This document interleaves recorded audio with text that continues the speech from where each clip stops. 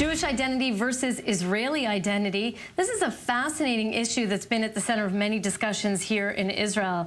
Now we're going to talk with Dr. Yair Caspi. He has a new approach. He says that secular and Orthodox Jews are picking and choosing from the different streams, a kind of mixed tradition that they're keeping. And this is something particularly popular among young Jews. Dr. Caspi, thank you so much for joining me. My pleasure.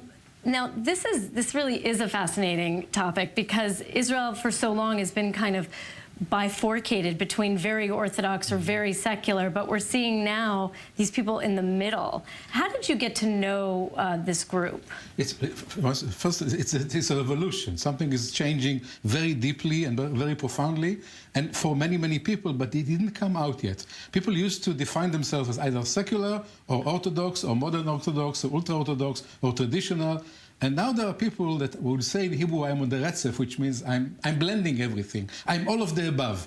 I'm secular, and I'm Orthodox, and I'm ultra-Orthodox, and I'm traditional, and I'm picking and choosing whatever I think is right. Not because I'm a pluralist, because I'm searching for truth. And sometimes I find a piece of truth here and a piece of truth there, a little bit of God here, a little bit of God there, and sometimes even a little bit of God in Hinduism or Buddhism. But the main approach is the main attitude is to find it in Judaism with an ability to pick other things from Christianity and from other approaches, and mainly to be in between all these streams and mix them. And it's very confusing, because each one of these streams has its own agenda, has its own theology, which is very strict theology. If you're secular, you have to believe in yourself. I just looked in Google, I wrote the word in English, believe in.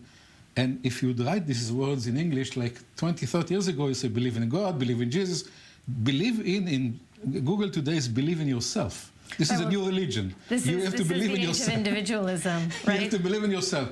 So these are people who are, in a way, they are opposing two extremes. They're opposing the believe in yourself attitude. They don't believe in themselves anymore. They try to believe in themselves, and they got disappointed with that. They didn't get anywhere with that. And they don't believe that any organized religion at that moment have all the answers. So they have to take something from here and something from there. I think eventually they'll create something, but at that moment, they're just blending and going in between all the streams and taking pieces on the stream, and it's very confusing to all the streams. And you believe this is the fastest growing new religious identity in Israel? I believe so. I believe that when I wrote the paper, there was a paper that came out, and there was a lecture that I gave in a conference called Hakel a few days ago. And when I gave that, I spoke, the people that I've met who define themselves this way are the ages of 15 to 30. But then people who are 40 and 50 and 60 came to me and says, I've been there for many, many years. And I said, yes, you've been there, but you haven't defined yourself this way. The young people will call themselves this way. They'll give their name to themselves. You just say, I don't know who I am. And they'll say, that's what I am. I'm not that, and not that, and all of the above. Right, and that is going to be a challenge for them because they probably, I mean, this group, they don't have a home. You know, we think of Jewish life, we think of synagogues, we think of schools, we think of community centers. But this group, if they emerge as you believe, they are going to basically have to found their own institutions. That's exactly the problem. One of the papers that I wrote, the first response was, I used to have one enemy, now I have two enemies, the secular people and the Orthodox. They both hate me because they both see me as not belonging to their group. So there is no one institute or one stream that will hold them or contain them or give them a position or teaching position or anything or can contain them, because from an Orthodox point of view, you are betraying the halachic view, the very structured view of what is Judaism. From a secular point of view, you are betraying the secular ideas. You don't believe in yourself. You have God. You study Judaism. Who are you? So they have, in a way, they have two guards who are keeping them, who are preventing them from being who they are. Two guards who are saying you are false. You are not the real. You are just wandering around. You don't know who you are. They know who they are. They not that, and some of that, and some of that.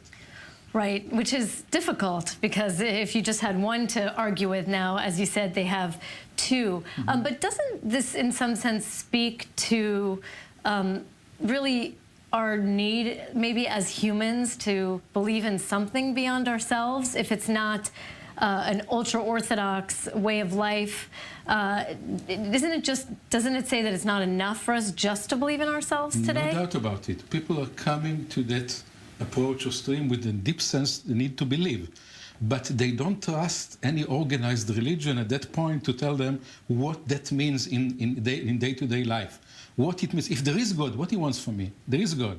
I believe in God, but it's not clear what exactly are my commandments, what I'm allowed to do or not allowed to do. I can't trust anybody. Or the Orthodox people, there are many Orthodox people who believe in that stream, and one of the things that will define them, they don't have a rabbi anymore. When I ask him, do you have a rabbi? He says, no, I don't.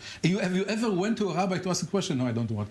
How do you make a decision? I made it myself. They are Orthodox, they go to an Orthodox synagogue, but they don't do rabbinical counseling, they don't trust rabbis, they trust their own dialogue with the Almighty to tell them what's right and what's wrong, what they should take or what they should not take. Right, now in America, these kinds of Jews, many will find a home in the Reform and Conservative movement. Here in Israel, those movements are small, but do you believe that maybe some of these people will find their way into those movements? I don't think so. I think it's something, first of all, I think it's an Israeli phenomenon.